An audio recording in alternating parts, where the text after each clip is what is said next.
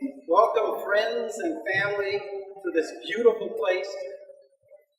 What has brought us together is the love for each other David and Julie share, which shall be celebrated today. Tradition, the structure on which we build our lives, and this gathering community brings encouragement and perspective. As we celebrate this occasion, may we find comfort and courage and trust in the future. May the sparks of the eternal that lights between two, that love which makes our lives more brilliant for having been witnessed and shared, be felt and experienced today. Throughout the ages, within all cultures and religions, when two people have chosen each other as lovers and partners, they have sought a way and accustomed to share their love and commitment publicly, to seek the blessing and support of those present, and to remember those loved ones in absence, to be reminded of the ideals that they seek and the frailties they now face together, and to be connected to the spirit of life that flows through all expressions of love and devotion. In marriage, two persons turn to each other in search of a greater fulfillment than either can achieve alone. Marriage is going forth a bold step into the future. It is risking what we are for the sake of what we yet can be. Only in giving oneself and sharing with another can the mysterious process of growth take place. Only in loyalty and devotion bestowed upon another can that which is eternal in life emerge and be known. Two among us who have stood apart now come in our presence to declare their love and their desire to be united in marriage. Let us pause and reflect upon this and the words of these selected readings. I'll ask the first reader to come forward. Where would you like me to stand?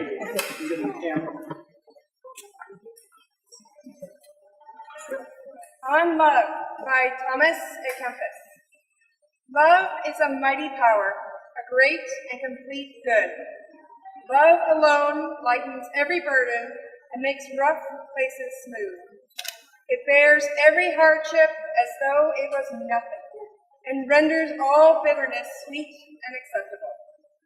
Nothing is sweeter than love. Nothing is stronger, nothing higher, nothing wider, nothing more pleasant, nothing fuller or better in heaven or earth, for love is born of the eternal. Love flies, runs, leaps for joy. It is free and unrestrained. Love knows no limits, but ardent in transcends all bounds. Love feels no burden, takes no account of toil, attempts things beyond its strength. Love sees nothing as impossible, for it feels able to achieve all things. It is strange and effective, for all those who lack love faint and fail. Love is not fickle and sentimental, nor is it intent on vanities. Like a living flame in a burning torch, it surges upward and surely surmounts every obstacle. Thank you. We'll have our second reading from a family.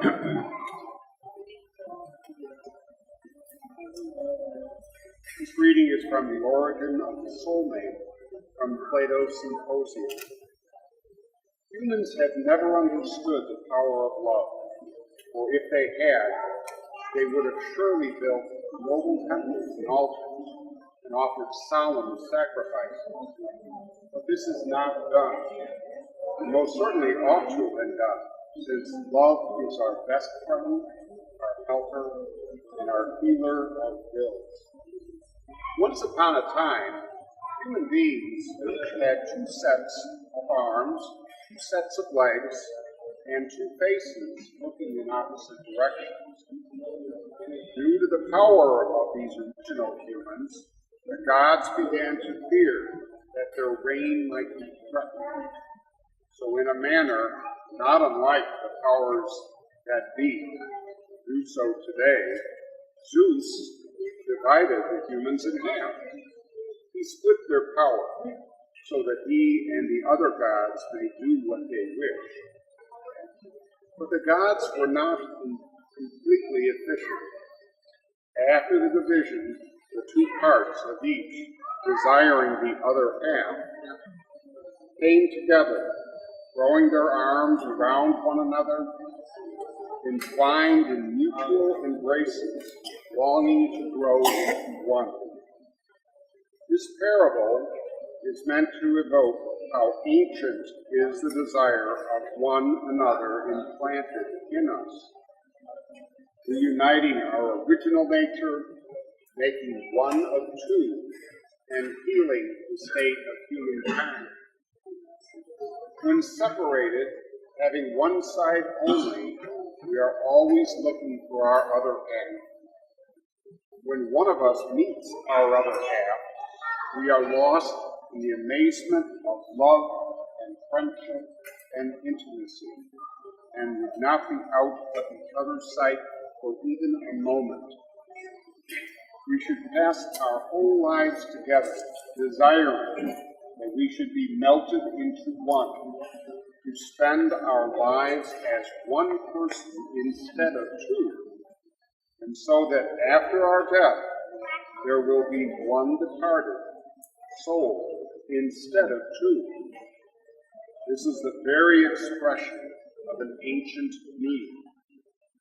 The reason is that human nature was originally one, and we were a whole, and the desire and the pursuit of the whole is called love.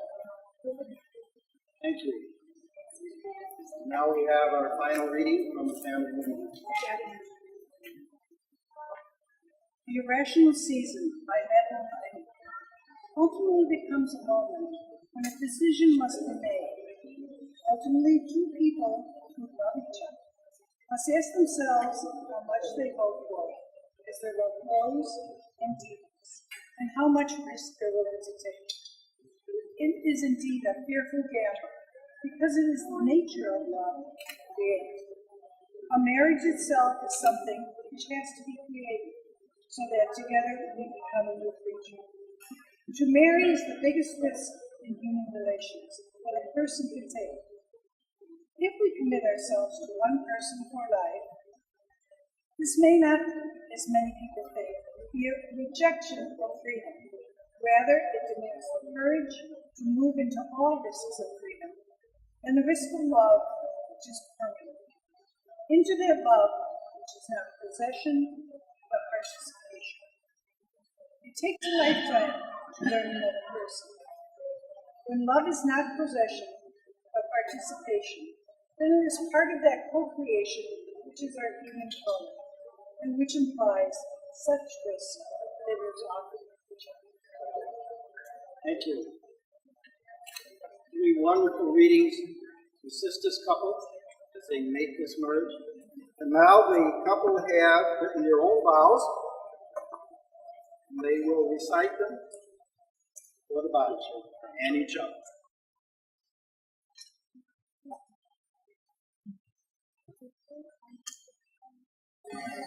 David, I do take you to be my husband, my constant friend, my faithful partner in life, and my wife to love.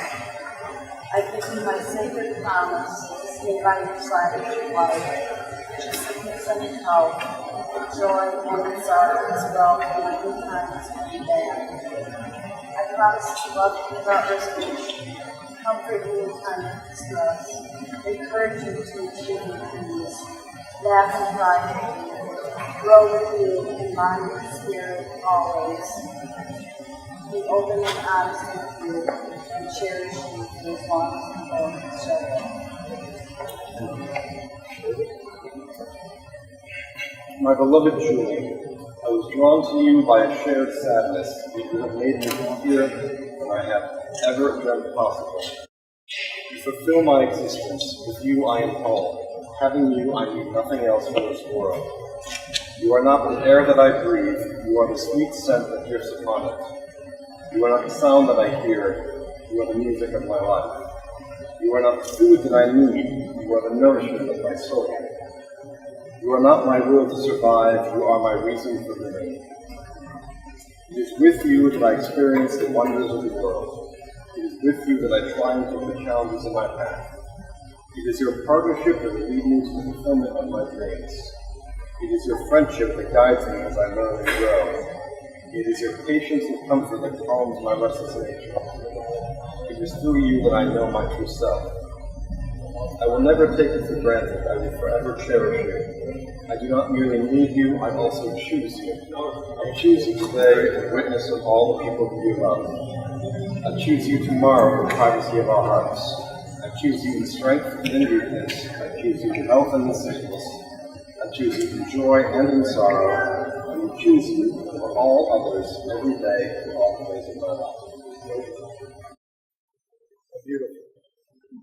Julie and David, as symbols of your love and commitment to the vows you have exchanged today, please place your rings upon each other's feet.